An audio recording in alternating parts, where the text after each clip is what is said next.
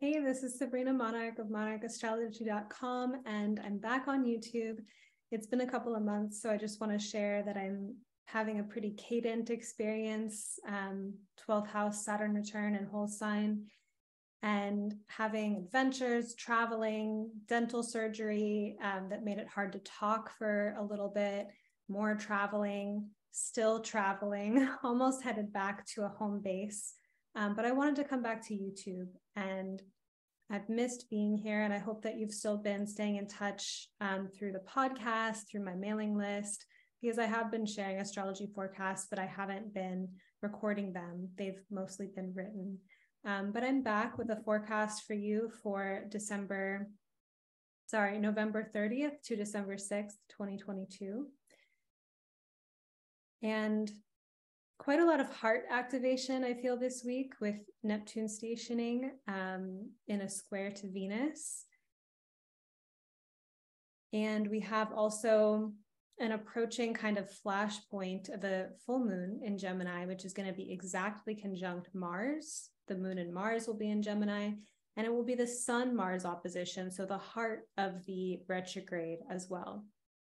So we've been talking about this Mars retrograde for some time, and now we're at this kind of critical kind of halfway point. And this current Mars retrograde in Gemini, you know, one of the themes of it has been maybe being more scattered or more diffuse, as well as, you know, entertaining different ideas than we normally do. And then also perhaps working through some of our patterns around reactivity, or what kinds of mental things we get really worked up over at an even like physical level, like when we run adrenaline because of our thinking, right? Anxiety, and how we might be actually shifting or readdressing at a deeper level how we get aroused or hyper aroused from ideas, and how we might de-escalate that, or how we might lean into ideas that give us vitality. But this current Mars retrograde may have us in this swirling mass of timelines. Our vital energy is navigating, exploring, considering more perspectives and activities than usual. And then Sagittarius season, the sun in Sagittarius right now, can signify that we are compelled to vision, to be the storyteller of our lives, right? Lots of options swirling around, different abstractions, and then like, what's our vision? This week there is a potential rise, you may already feel it, the swell of it, in fantasy, fantastical thinking, and heart awakenings, as we have Neptune stationing, so infusing our experience with extra Neptune, and forming an aspect to Venus during that station. In a mythic sense, it is as though the hero, ourselves, is in a vision, is on a vision quest during a significant crossroad in the plot. Feel into the drama of that, right? Perhaps it is distinctly relatable, maybe in a way that inspires levity and adventure. How exciting. Perhaps the pressure is on more logistically. There's tensions, plans being significantly disrupted or rearranged. The moon, again, is growing full and will be full on December 7th, highlighting the heart of the Mars retrograde with the moon and Mars exactly conjunct then. So that's what we're working or building toward, what's brewing this week. I read this upcoming illumination of the full moon Mars in Gemini as the possibility that a current perspective, Gemini, right, our ideas, is penetrating Mars, our very being. A curiosity has grabbed us, and exploration is awakening us with emphasis. Full moons always have the power to be disturbing, right? The light is all the way on, and sometimes what we see is something to reckon with. Just as they have the power, these full moons, to be celebratory and revelatory, as reveals can be like the hidden heart of our soul or of the universe itself peeking through a curtain, a new face of the mystery becomes known. I think of a layer of the heart revealing itself this week, and our own curiosity, storytelling, and prayer as vehicles of this mystical opening. It is a great week for reflecting on how we'd like to embody the path we are being called to. Maybe it's not the one we expected, and how we'd like to meet this initiation, adventure, or challenge that we are being offered.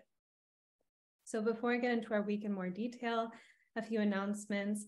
One is that I'm going to be opening my astrology books for readings soon. So get on my mailing list to find out about those openings. And then Dragon of the Moon and Evolutionary Astrology Initiation is coming up in February. And this is the Evolutionary Astrology Intensive with a new and more mythic name to really reflect the experience that is held in this container, in this learning community, where we dive deeper into evolutionary astrology, which is an astrology that focuses on Pluto and the lunar nodes. And we gain a map, a narrative map of our soul, what we brought into this life karmically, dharmically, what our patterns have been. So it's kind of like a deep remembrance of something very inner that we remember, that we feel, and we gain this beautiful language for understanding it. And within this, there's often breakthrough or freedom of having the alchemy of having these inner awakenings about ourselves, and then being able to shift our story through that knowledge. This is a form of astrology that I've been working intimately with, that I've grown up alongside since I was 21. It helped me in every area of my life, and it's still something that I continue to awaken to over and over again, which is why I love to teach it and share it. It's both a process of getting to know ourselves more deeply, but also becoming more connected to all of the astrological archetypes, becoming more astrologically literate, gaining our own intuitive mapping of the signs, of the planets, learning the technical ingredients of how to put everything together and how to view charts holistically, as opposed to just, in parts, which is often when students come to me. But this program is all levels, so it's good for beginners. It's also good for people that are more advanced. Maybe you've studied a different form of astrology like Hellenistic, and you want to get into this more psychological, soulful, reincarnation-based astrology. It's an intimate group container. The class, we often bond. We always bond. We get to know each other pretty well over these several months of spending time together and talking about these really deep, soulful themes together. So if you want to learn more about this course and learn astrology with me, follow the link in the notes to Dragon of the Moon and Evolutionary Astrology Initiation to learn more and apply. And now I'll get back into our week. On November 30th, 2022, Venus in 18 degrees of Sagittarius will oppose Mars retrograde in 18 degrees Gemini at 9:28 p.m. Pacific. It's rarer for Venus and Mars to form an opposition. Venus never strays too far from the sun, but Mars during his retrograde does form an opposition to the sun, and this time that will exact December 7th during that full moon. And currently we have this Mars-Venus opposition. So just in general, Venus and Mars oppositions can have relational passion and relational drama, polarity, intensity, right? Like Venus and Mars are these counterparts astrologically, but they have very different qualities, right? Like Venus is about connection and harmony. It's about what we value, and Mars is about severance, separation, vitality, fight. So there is a way that we often fight for what we desire, fight for what we value. And so Venus and Mars are in conversation in that way. You can reflect and contemplate on this further in certain ways where, say, relationally, we have defensive patterns, or we fight in a way, or we push people away, like we have a desire, but the way we're going about it is maybe combative, right? Like when, like there's games or things like that. And so Venus, Mars, there can be something here around how we're learning to align our willpower and the way that we're acting with what we value. And maybe getting reveals of like where we're like, oh, no, it's fine. And it's some kind of passive aggressive way, like our methods, our ways of getting what we want may be kind of tense at cross purposes, not really working out, versus where we find that synergy and that alignment. But because of the opposition, there may be something at this moment in time of really reflecting on, if our methods match our heart. Let me get back to what I wrote. There's a tension here between the will to explore options, Mars and Gemini, and the desire to pursue a vision, Venus and Sagittarius. With Mars retrograde in Gemini, we are already rethinking our timelines, entering ideas, plans, quests, detours that we don't normally even consider. Maybe we haven't even considered them before. Or maybe it's a new evolution, spiralically. But depending on how we relate to this sense of interior novelty may be thrilling, delightful, or frightening or concerning, right? Of like, who am I kind of thing? What are these ideas that have gripped me? Or like, wow, like I'm free to be a new person. I'm free to have a new story. It's going to depend on how we're relating to it. With Venus and Sagittarius mirroring this experience by opposition, we are also reimagining ourselves, our preferences, our values, what compels us at a heart level, especially when we place ourselves or imagine ourselves in a more novel environment or setting, right? Like we know who we are in a routine way, but when we travel metaphorically or literally, who do we become? When we put ourselves in a new story, who do we become? What stays the same? The mutable quality of this transit, Gemini and Sagittarius are mutable signs, is further emphasized by Juno, goddess of unions and soul contracts, and the moon and Neptune and Jupiter, all in Pisces, which is also a mutable sign along with Virgo, forming a T-square to this Venus-Mars opposition, right? So we have Mars in Gemini, Venus in Sagittarius, and then a bunch of planets in Pisces squaring them. I hope I did that right. But I'm not going to go into that place in my brain right now. So I'm just speaking of the hand motions I made for those listening to the audio. Anyway, as dreamers and creators, we may feel at some type of crossroad if our plans or visions of ourselves and our lives are changing, right? Again, that like existential, confusing, who am I kind of question. There's a great freedom at play here in the quality of magical change that the mutable signs can bring.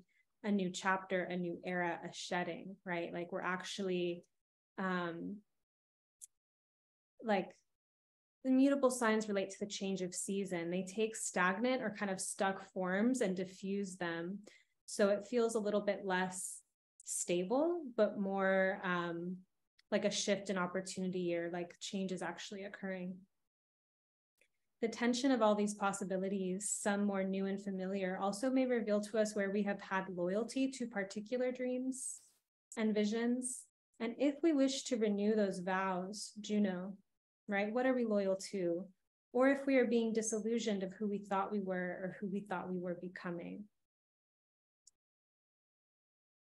And I think this is all emphasized in that Mars is retrograde, right? It would be Mars and Venus, I don't think would be opposite if Mars wasn't retrograde anyway. But the retrograde Mars really emphasizes this quality of like rethinking our deeper kind of game plan or our will in life. So there's something kind of like existential.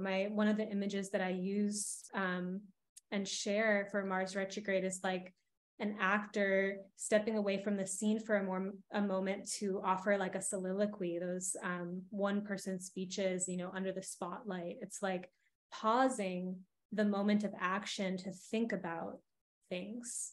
And it's also a reversal in the sense that if we have been more reactive in certain ways, we might be pausing and actually taking a beat before reacting.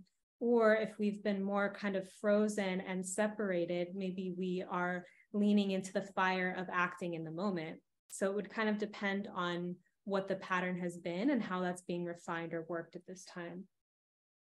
But I think it becomes quite existential in some way, and that Mars is like how we're moving through life. And if Mars is paused, we're thinking about how we're living. So December 1st, 2022, I'm going to stop saying the year, Mercury in 22 degrees of Sagittarius will square Neptune in 22 degrees of Pisces at 5:08 p.m. Pacific.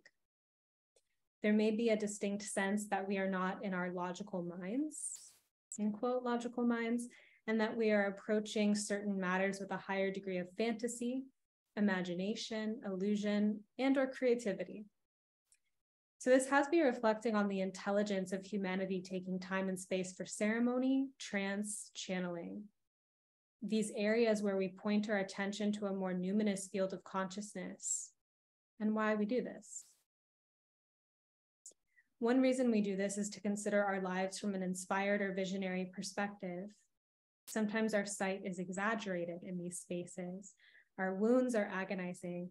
Our shame is unbearable. Crawl into a hole now. Our joy is radically overflowing. We're ecstatic. Our hope is mountainous, etc. And this exaggeration reveals insights that we don't normally create the space for in a more leveled, mundane, routine state of consciousness. When they get bigger, there's something we discover. When we have intentionally entered the trance state, we know what's happening. When the trance state muses us, it feels less voluntary, it creeps in. Perhaps we can have the discernment to notice and give ourselves the grace of space to integrate, internalize, make sense of our exaggerated impressions. And we have Venus in 19 degrees of Sagittarius sextile Saturn in 19 degrees of Aquarius at 7:09 p.m. Pacific. Saturn in Aquarius can represent a certain architectural genius, a capacity to understand complex systems at a high level, and to concretely manifest ideals by creating the distinct pathways for them to come into being, creating a life plan and being actually quite inventive and innovative. I like to think of this as both things that we concretely do in the world, but also the neural pathways that we are giving energy and life to, and actually creating those mapping points in the brain. So whenever we have a practice, a channeling practice, a writing practice, a gratitude practice, we're actually building stronger neural pathways for those experiences to flow through, and we're changing the architecture of our consciousness. But this can also be like, for those of you that create things on the internet, when you create internet architecture or landing pages or links to places, like you're creating channels for energy to flow through. And so get really imaginative about how you're doing that. Wherever we've been participating in the imagining of a better world or the construction of an ideal such that it can become real, we may be at a critical phase where we are being called to be more connected to the heart and the true desires of our heart, Venus and Sagittarius. This is different than knowing what we are against and designing architecture that is defensive or destructive or protective in nature. It is knowing what we are for and leaning into that embodiment in a way that may be quite revelatory and, again, innovative for us.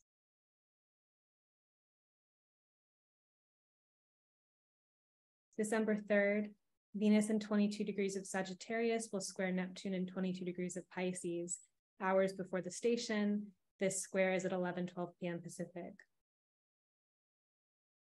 Venus-Neptune contacts can have us be prone to fantasy in love, a difference to meditate on between negative fantasy and inspired imagination. Could be if there's a sense of diminishment or eschewing of value when we engage with these particular dreams, right? Anything martyr-like, sometimes letting go of parts of ourselves or some of our regular preferences is like dipping into a sparkling ocean and having a whole spiritual bath. Other times, letting go of ourselves is like being drunk or lost in the sauce, and maybe tossing out something important. It is lovely to surrender to life and then to dream. We want to discover how we're in relationship to life doing this, right? Like, there's a tendency with Neptune or Pisces to be selfless or self-negating. And yet, what would it look like to relate to the dream that we're dreaming so that we're also coming along for it? What parts of our ego are we willing to kind of sacrifice at the altar of our greater life dream? right? Like these parts of ourselves that aren't even true to begin with, versus where do we need to care for certain parts of ourselves and not just throw them out in a moment of drunkenness, for lack of better wording. So even in our most routine, conditioned day-to-day lives, what feels like normal life, we're acting out dreams, right? Like there's always a dream happening. Some of these dreams, many of these dreams don't even belong specifically to us. They're cultural, they're ancestral.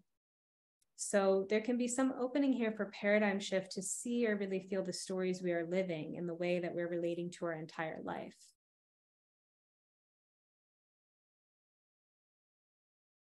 We have the sun in 12 degrees of Sagittarius, trine Chiron in 12 degrees of Aries. Just an FYI, did not delineate this one. And then Neptune stations direct in 22 degrees of Pisces at 4:15 p.m. Neptune is stationing direct while in aspect to Venus, which could be profound in the sense that this overwhelmingly mystical, enchanting, mesmerizing, disorienting at times planet, Neptune, is channeling messages of its station through the heart, Venus. So there's something personal that's being worked. So the more that I discover my own heart, the more I realize the heart is both radiant and compassionate and majestic, and really there's so much inside the heart that is like the realization of what we desire, what we seek. The heart is also beastly, guarded, and thorny, right? There's defensive structures around the heart, or when the heart is hardened, we are capable of certain ways of being that when our heart is open, we would be so like, oh, I would never do that, or why, there's a sense that there's like there's a range with the heart space. Our heart holds pain and grief, as it also holds the depth of our capacity for love. Often the guarding of the heart is a protection against those deeper feelings. They're like two sides, same coin. So Neptune relates to healing and disillusionment. And so there may be a quality at play of certain hardened or crystallized layers that surround our heart being invited to soften. Heart medicine or heart awakenings can be soft and graceful. They can also be painful. Consider if you have a prayer for your heart, right? Like in your heart space, feel into this. If there's a way you are being invited to internally realize or move that prayer through your being.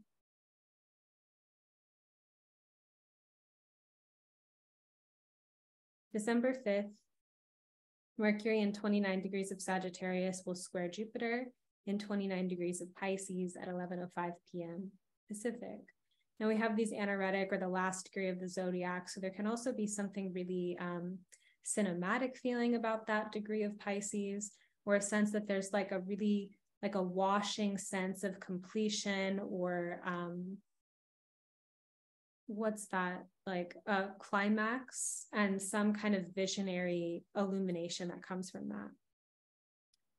Mental activity with the earlier Mercury-Neptune square still at play is prone toward more exaggeration, boundarylessness, and illogical qualities.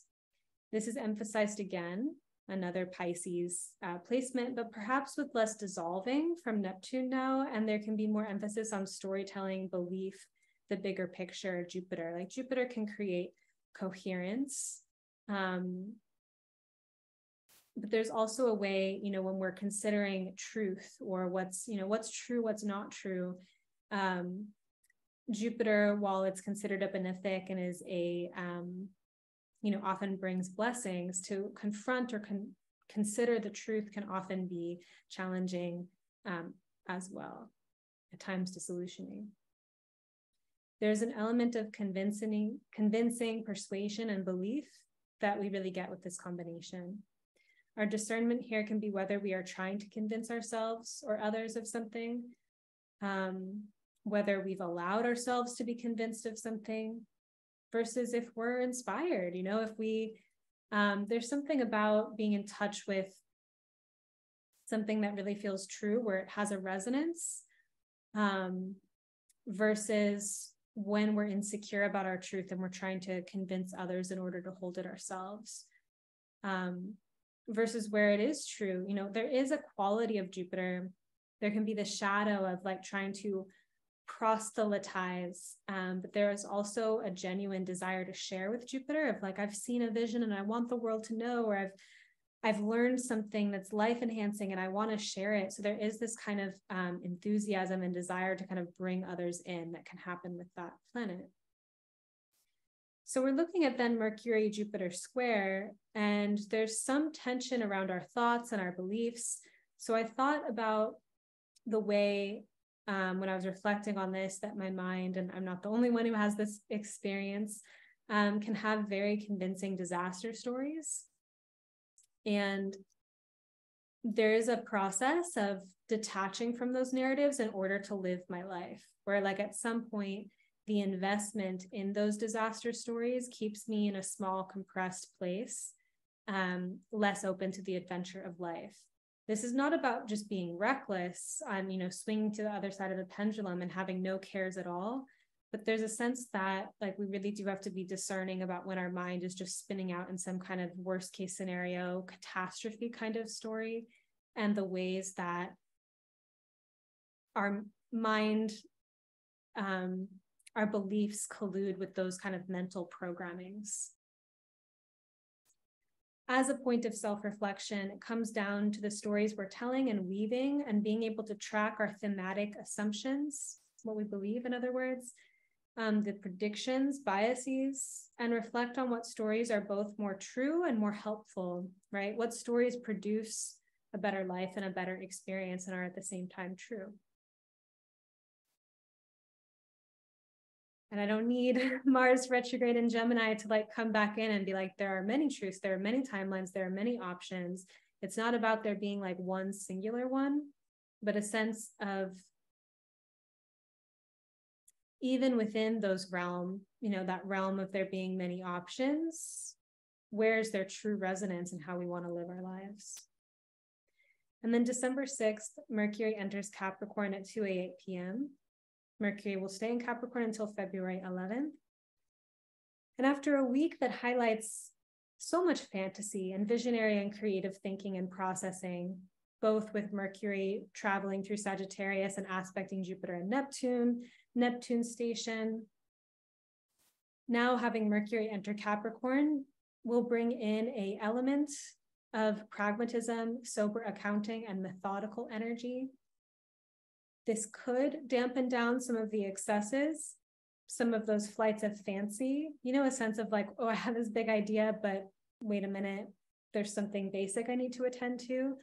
And that can feel depressing, right? It's like going really high up and then having to bring it back down. Or it could be about anchoring and solidifying and manifesting the visions that we've encountered lately, like bringing it down to earth in a way that feels good. After the abundance of harvest, we process, we preserve, and perhaps we skillfully perpetuate. We find a way to pragmatically put these things into motion, as well as to cut certain excesses that we need to cut. So I will leave it here. Get on my mailing list for updates about my readings. I will be opening my books really soon here. And check out the link for Dragon of the Moon and Evolutionary Astrology Initiation to go deeper into astrology with me in a group container. I am available to talk to my students. I teach in a personalized way because I learned from working directly with teachers, and that's what really transformed my practice from being self-studied and a little bit scattered to like actually really getting the download internally and being able to be an astrologer and have my own direct connection to astrology. And so in my program, I really aim to leave you with a deeper connection to astrology that you can continue to be with, enhance, move with, follow the thread of for the rest of your life. So let me know in the comments, please. Also, I forgot to say at the beginning, please like this video, leave a comment. Let me know how you're doing, how this video resonated with you. how you're experiencing the transits. I love to hear from you, and I'll see you again soon.